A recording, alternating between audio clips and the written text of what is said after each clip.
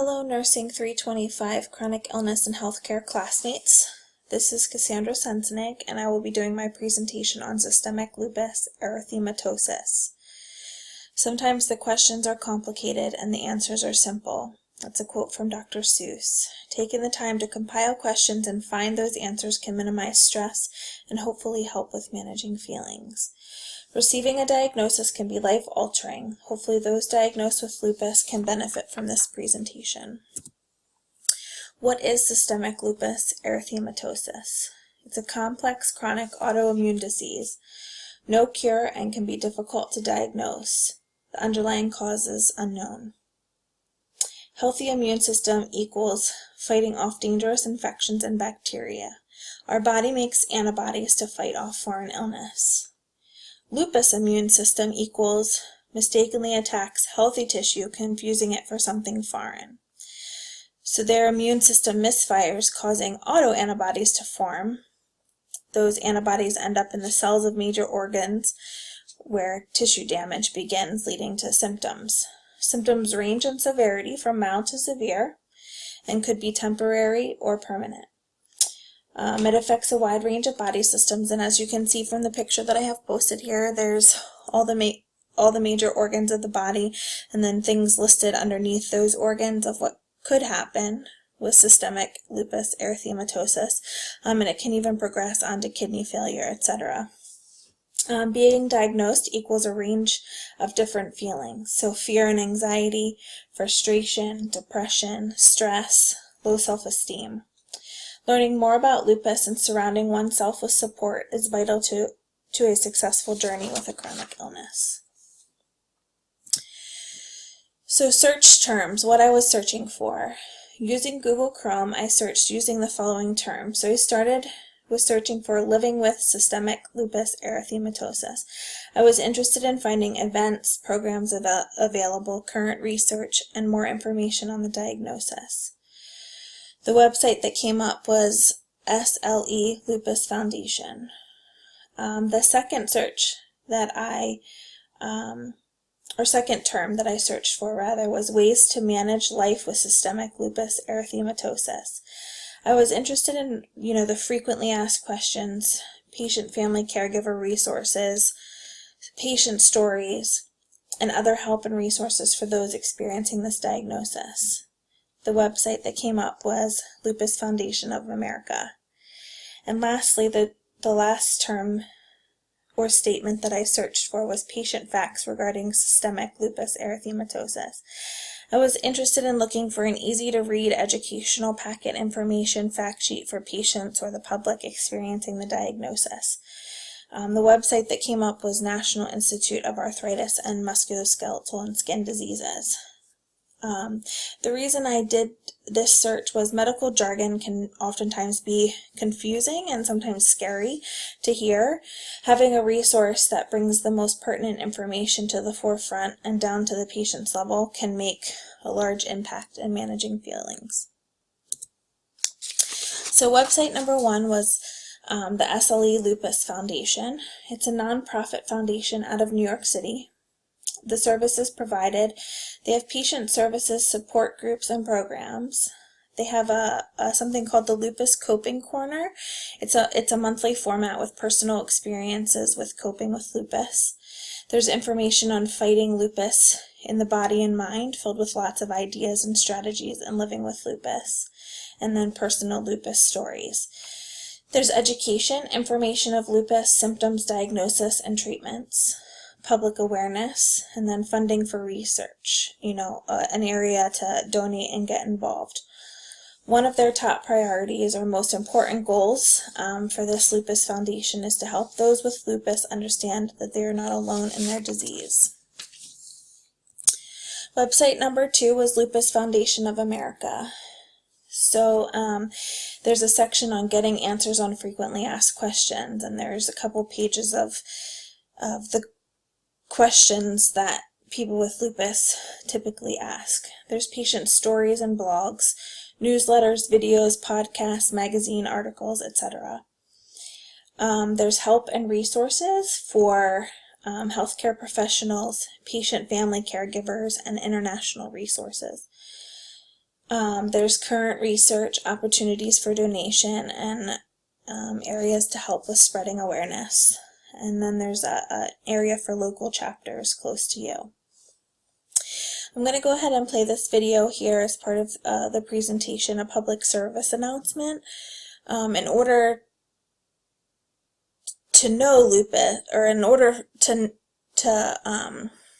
say no to lupus, we have to quote no, K-N-O-W, lupus. So this is a public service announcement from the Lupus Foundation of America.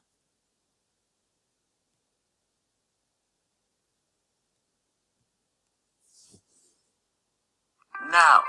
No. No. No. No. No lupus. No lupus. If we're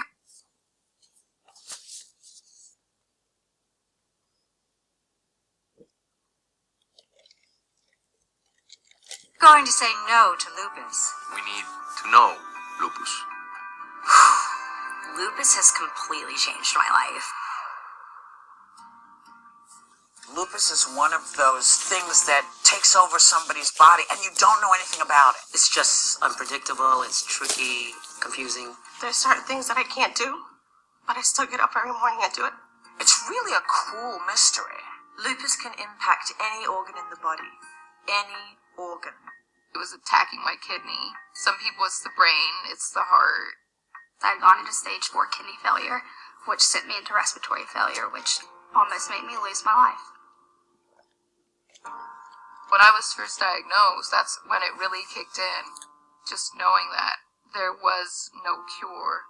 I really felt like maybe I might not be able to make it through this. We don't look like we have the disease, and I think that's also part of the problem. You can be sick even though you don't look sick. That is one of the cruel aspects of it. Is there sometimes people don't believe you? Lupus does not discriminate. It can affect men, women, white, black, older, younger. I've had lupus for 10 years. I am 17 years old. I am 11. We've got to find a way to get through this. The Lupus Foundation of America is a great organization because they're getting people out there, letting people know what it's all about. And by knowing more, we'll be better able to help and unlock the mysteries that do surround lupus. There is something we can do. There is hope. Let's take this moment and turn it into a movement. End the confusion and end lupus. There is hope. We just have to get involved. I haven't given up. I challenge you to know. No. No. No. No lupus. Go to lupus.org/no and help solve this cruel mystery. And lastly, the third website that I found was the National Institute of Arthritis and Musculoskeletal and Skin Diseases.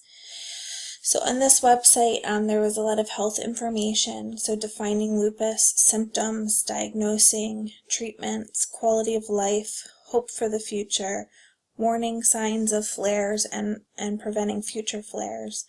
Again, more research information and news and events. So as mentioned on a previous slide, I was searching for fast facts for the most common chronic illness, easy to read information for those affected by lupus, information that may not contain all the medical jargon, all the confusing information. So I have a link here for the PDF version.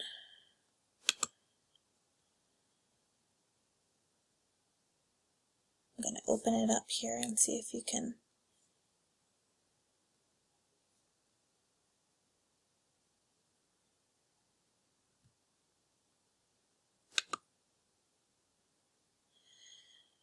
So here is the patient education handout. I will also supply this link when I post my video so that you can look into it more if you'd like. But here close to the bottom just talks about how we can